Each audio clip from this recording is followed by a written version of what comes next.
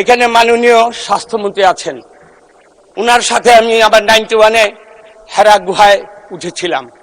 কদমে কদমে আমরা দুজন পা রেখেছিলাম।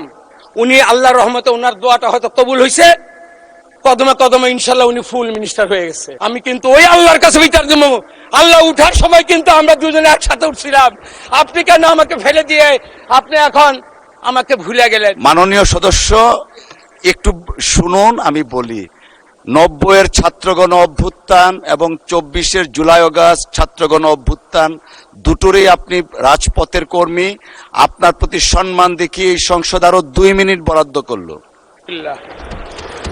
আমি এই কারণে বললাম, এখানে মাননীয় স্বাস্থ্যমন্ত্রী আছেন, উনার সাথে আমি আবার 91-এ হেরা গুহায় উঠেছিলাম।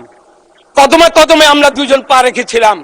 উনি আল্লাহর রহমতে ওনার দোয়াটা হয়তো কবুল হয়েছে, কদমে কদমে ইনশাল্লাহ উনি ফুল মিনিস্টার হয়ে গেছে।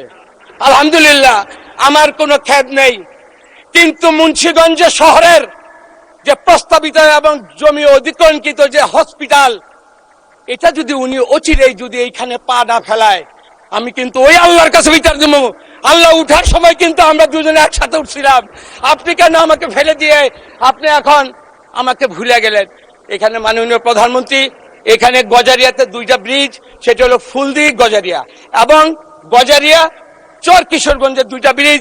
মাননীয় শহীদ প্রেসিডেন্ট জিয়া রহমান এবং বেগম খালেদা জিয়ার যে প্রতিশ্রুতি, এটা কখনই আপনি মুন্সিগঞ্জকে ভুলবেন না, সে আশা প্রত্যাশা ব্যক্ত করে সবাইকে ধন্যবাদ জানিয়ে, মাননীয় স্পিকার, আপনি যে সম্মান দেখিয়েছেন 90-এর চেতনা মহসিন হল, এটাকে স্মরণ রাখছেন, সেই জন্য আপনাকে ধন্যবাদ।